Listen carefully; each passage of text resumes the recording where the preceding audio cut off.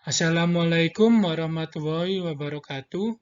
Kami dari kelompok 8 akan menjelaskan tentang memahami bulan sebagai satelit alami bumi, yang dimana merupakan salah satu materi dari mata kuliah ilmu pengetahuan bumi dan antariksa, dengan dosen pengampu yaitu Ibu Ria Wulandari, MPD.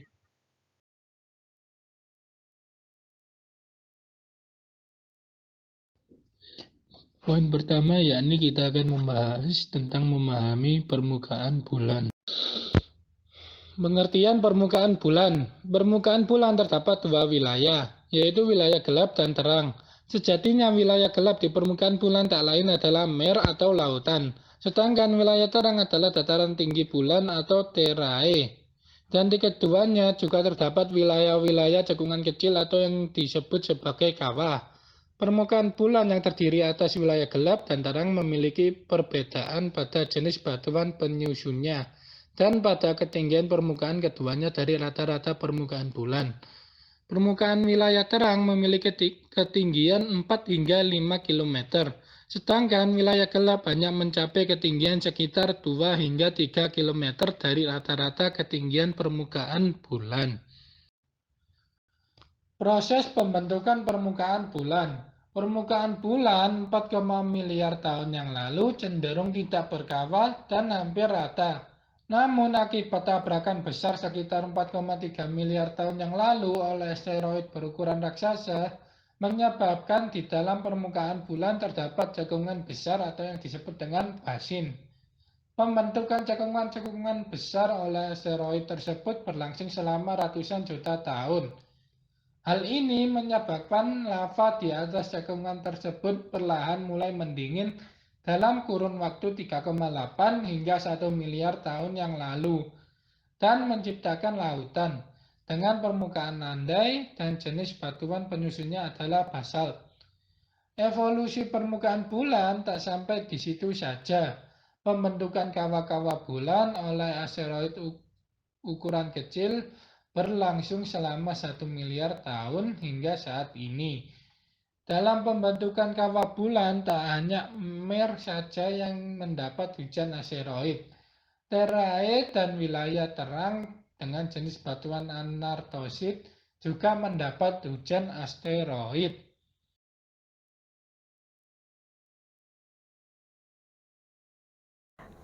Baik, pada poin yang kedua ada mendeskripsikan fase-fase bulan. Pengertian bulan adalah bulan memiliki bentuk bulat seperti bumi dan memiliki ukuran atau volume 80 kali lebih kecil dari bumi. Diameternya yaitu sepanjang 3.476 km. Jarak antara bulan dan bumi bisa dikatakan sangat dekat, yaitu rata-rata sepanjang 384.400 km. Bulan merupakan satelit bumi yang memancarkan sinar di malam hari akibat pantulan sinar matahari ke bumi. Satelit adalah sebuah benda langit yang bergerak di sekitar planet dikarenakan adanya gaya tarik-menarik dari planet tersebut. Bulan juga disebut sebagai satelit yang mengelilingi bumi selama 27 hari, 7 jam, 43 menit, dan 11,5 detik atau selama 1 bulan. Pengertian fase bulan. Fase bulan adalah perubahan bentuk bulan yang terlihat dari permukaan bumi. Perubahan bentuk bulan tersebut disebabkan oleh pantulan sinar matahari yang mengenai permukaan bulan yang berbeda-beda dalam setiap fasenya. Bulan menjadi satu-satunya satelit alami yang dimiliki oleh bumi. Orbit bulan mengelilingi bumi dengan lintasan oval. Revolusi bulan mengelilingi bumi menjadi dasar dari sistem penanggalan Hijriyah atau disebut juga sistem penanggalan Qamariyah. Adanya revolusi bulan inilah yang juga membuat bentuk bulan yang terlihat berbeda pada waktu tertentu. Selanjutnya di sini ada gambar dari deskripsi fase-fase bulan, bisa dilihat ya teman-teman. Terdapat 4 fase utama dari bulan, yaitu fase yang pertama ada fase bulan baru atau new moon. Posisi bulan ini terletak hampir sejajar dengan bumi dan matahari. Dalam kondisi ini, bulan dalam keadaan gelap dan tidak terlihat. Banyak orang memberikan istilah sebagai bulan mati pada keadaan ini. Kemudian fase yang kedua ada fase bulan purnama. Posisi bulan ini terletak hampir segaris dengan bumi dan matahari. Dengan posisi bumi di tengah, dalam posisi ini bagian bulan yang terkena sinar matahari adalah bagian permukaan bulan yang terang, sehingga bulan tampak penuh bulat seperti bumi. Fase yang ketiga ada fase seperempat pertama. Posisi bulan membentuk sudut tertentu terhadap matahari dan bumi. Dalam posisi ini, bulan mulai terlihat baik dalam keadaan sabit maupun separuh. Istilah bagi kedua kondisi bulan ini dikenal sebagai bulan sabit dan bulan separuh. Kemudian fase yang terakhir, fase yang keempat adalah seperempat terakhir. Sama halnya seperti keadaan seperempat pertama, yaitu posisi bulan membentuk sudut tertentu terhadap matahari dan bumi. Dalam posisi ini, bulan kembali membentuk bulan separuh dan bulan sabit, namun posisinya bertolak belakang dengan posisi ketika seperempat terakhir. Selain 4 fase tersebut, bulan juga mengalami 4 fase tambahan yang lebih detail, sehingga total bulan melewati 8 fase sebelum mengulang kembali ke fase yang pertama.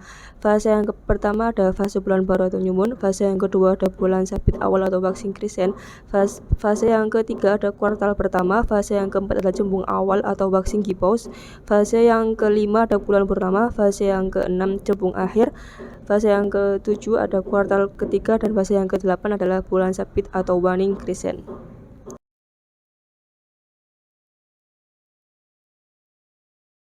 Pembahasan yang selanjutnya yaitu perbedaan gerhana bulan dan matahari. Pengertian gerhana. Gerhana secara bahasa diartikan sebagai suatu kejadian di mana tertutupnya sumber cahaya oleh benda lain.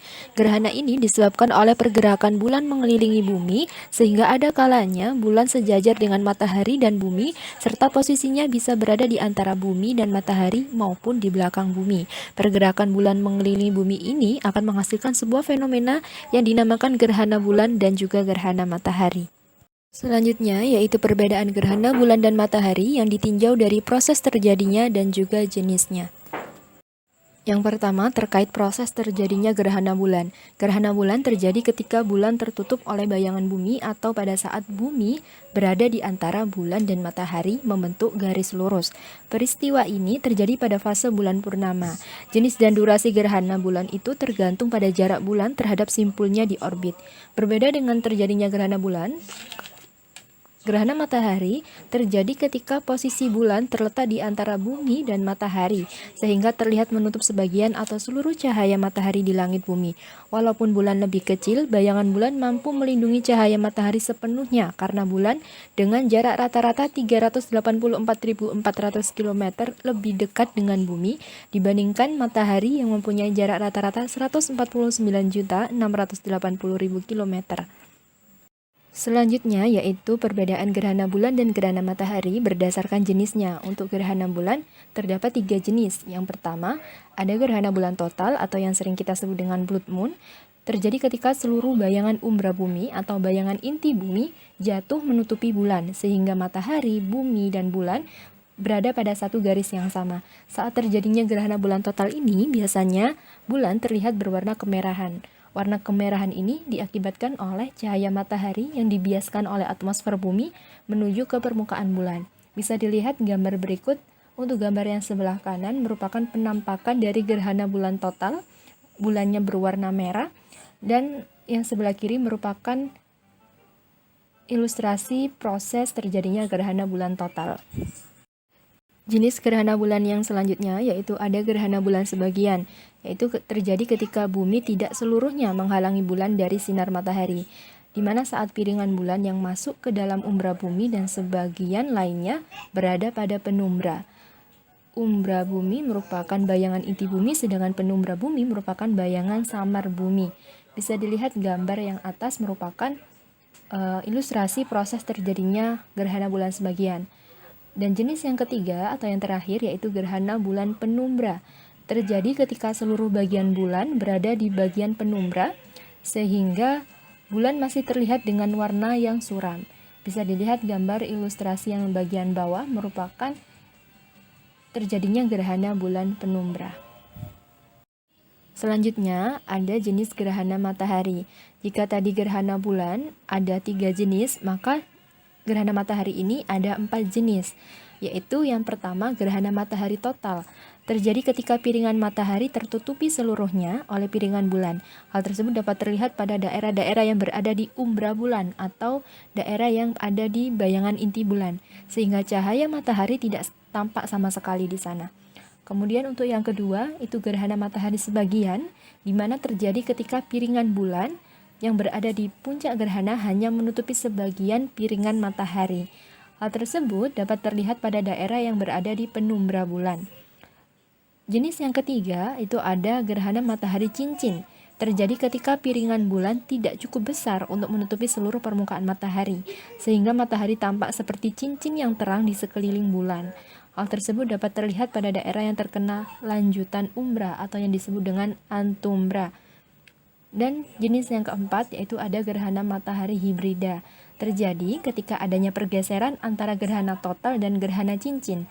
Kondisi ini berubah saat gerhana berlangsung, namun untuk gerhana yang satu ini jarang sekali terjadi atau cukup langka. Berikut adalah gambar atau ilustrasi terjadinya gerhana matahari total sebagian cincin dan juga penampakan yang dapat dilihat dari bumi.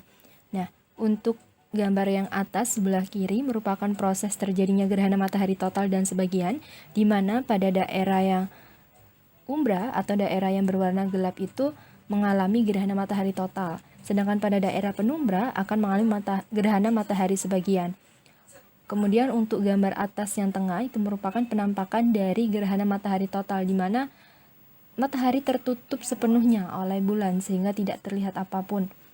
Untuk gambar yang sebelah kanan merupakan penampakan dari gerhana matahari sebagian, di mana bulan hanya menutupi sebagian dari piringan matahari. Selanjutnya, untuk gambar yang di bawah sebelah kiri merupakan proses terjadinya gerhana matahari cincin, sedangkan untuk gambar yang sebelah kanan bawah merupakan penampakan dari gerhana matahari cincin, di mana permukaan matahari masih terlihat sedikit atau bulan tidak mampu menutupi sepenuhnya. Jadi seakan-akan ada cincin di matahari tersebut. Selanjutnya yaitu fenomena alam yang berkaitan dengan bulan. Pernahkah kalian melihat berbagai fenomena yang ada pada gambar-gambar berikut? Di sini kita akan membahas terkait fenomena alam yang berkaitan dengan bulan. Yang pertama adalah supermoon. Supermoon sebenarnya hanyalah julukan untuk apa yang disebut para astronom sebagai bulan purnama perigen atau bulan purnama yang berada pada titik terdekatnya dalam orbitnya mengelilingi bumi. Jadi ketika bulan mengelilingi bumi, ketika mencapai jarak terdekat, maka bulan itu terlihat sangat besar karena lebih dekat dengan bumi. Kebesarannya tampak 14% lebih besar dan 30% lebih terang dari biasanya. Purnama perigen ini atau yang biasa disebut sebagai supermoon pernah terjadi di Indonesia pada tanggal 19 Februari 2019. Saat purnama terjadi, kecerahannya 30% lebih terang dibandingkan dengan purnama approach atau purnama bulan yang ketika berada di titik terjauh dari bumi. Selanjutnya yaitu harvest moon. Harvest moon ini atau bulan panen mengacu pada bulan purnama yang cerah yang terjadi paling dekat dengan awal musim gugur.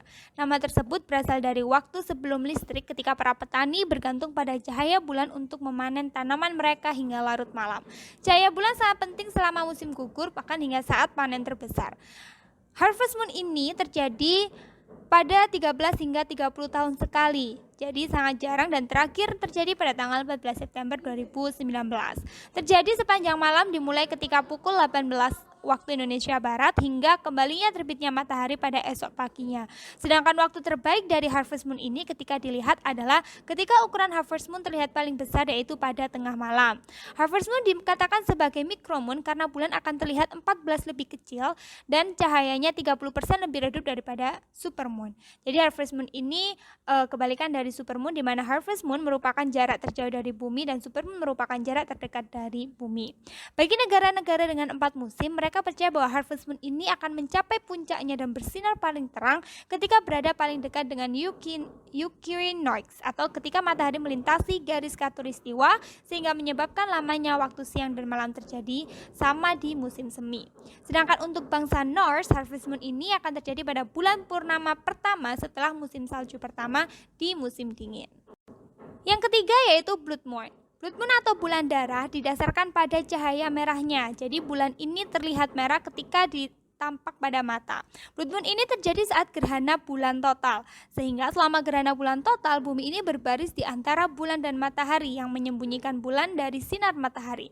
Ketika ini terjadi, satu-satunya cahaya yang bisa mencapai permukaan bulan adalah dari tepi atmosfer bumi, sehingga molekul udara dari atmosfer bumi akan menyebarkan sebagian besar cahaya biru dan cahaya yang tersisa akan dipantulkan ke permukaan bulan dengan cahaya merah, sehingga membuat bulan ini tampak merah di langit malam. Nama bulan darah sendiri biasanya digunakan untuk bulan yang tampak kemerahan. Tidak hanya dari fenomena alam ini, tetapi seringkali juga digunakan karena bulan ini terlihat merah akibat debu, asap atau kabut di langit. Itu menjadi salah satu bulan purnama musim gugur ketika daunnya berubah menjadi merah. Nah, pernah sekali pada saat di Indonesia, gerhana bulan total ini terjadi pada tanggal 28 Juli di tahun 2018. Fenomena yang terakhir yang kita pernah lihat yaitu adalah blue moon. Blue moon atau bulan biru merupakan bulan ekstra dalam satu musim dengan 4 bulan purnama. Sejak tahun 1940-an, istilah bulan biru ini digunakan untuk bulan purnama kedua dalam satu bulan kalender. Ini biasanya terjadi hanya setiap 2,5 tahun. Jadi di bulan biru ini terdapat bulan biru musiman atau seasonal blue moon dan juga bulan biru bulanan atau monthly blue moon.